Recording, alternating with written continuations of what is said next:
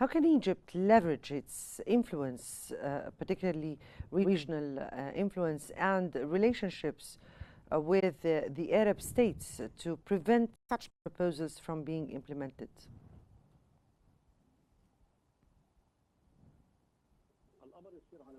The matter goes in two directions. The first one, the empowering of the internal Arab affairs, and Egypt has a great relationship internationally and regionally, so that would enable them to work in a larger scale. That has started, Egypt has started already in the first early of the first, that announcing that moved in the direction through the international visits, foreign ministers of Belgium and several other countries, as well as France.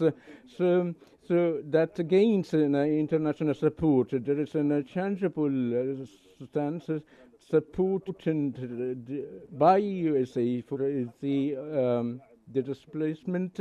Even Germany announcing clearly that it rejecting the process of displacement. And Egypt played a very important role, as well as it's going to play a bigger role in the matter of reconstruction, as Egypt is the most important and prominent state in the Arab region. And particularly, the Egyptian diplomacy is unique and deep-rooted in the history, and I think it will affect at large in favor of the Palestinian. So, even if the Israelis, along with the Americans' insistence, will be confronted and that which is a very important matter. If the whole world is run by the law of the jungle, so it is important that Egypt to move has succeeded previously to hold regional conventions and conferences to support the Palestinian cause. Now, Dr. Osman, earlier this month, an Arab ministerial meeting in Cairo reaffirmed its rejection of the proposal to displace the Palestinians from Gaza, while expressing a willingness to work with the new U.S. administration on resolving the Israeli-Palestinian conflict based on the two-state solution. Of course, definitely, as you said, and as repeated and repeatedly have been said by the Arab leaders. Now, how do you view this approach, and how can it be reinforced during or reiterated during this next Arab summit? I think when we speak of this ministerial meeting, we speak of the Arabs, the Arab leaders, the Arab governments, the influential Arab states extending a hand of cooperation, extending an olive branch. And what the Trump administration and Israel have done was slapping that hand away.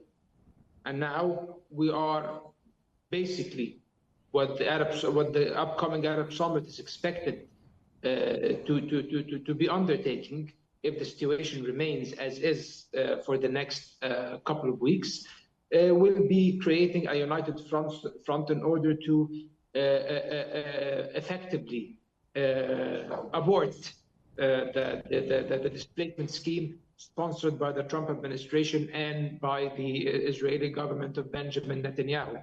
And I think this will be the stance that will be displaced. And if we look even at the individual statements made by the respective Arab states, especially effective ones, of course, Egypt and Jordan are in the forefront because they are the countries that would be directly affected and whose national security would be directly affected by such schemes, have expressed their utter and once again utter rejection of this plan. The United Arab Emirates, a country that has recently, a few years ago, signed a peace treaty with Israel, has adamantly rejected Mr. Trump's schemes. And Saudi Arabia, of course, has taken a very strong stance, especially because due to their stance, Netanyahu responded to Saudi Arabia telling them that okay, if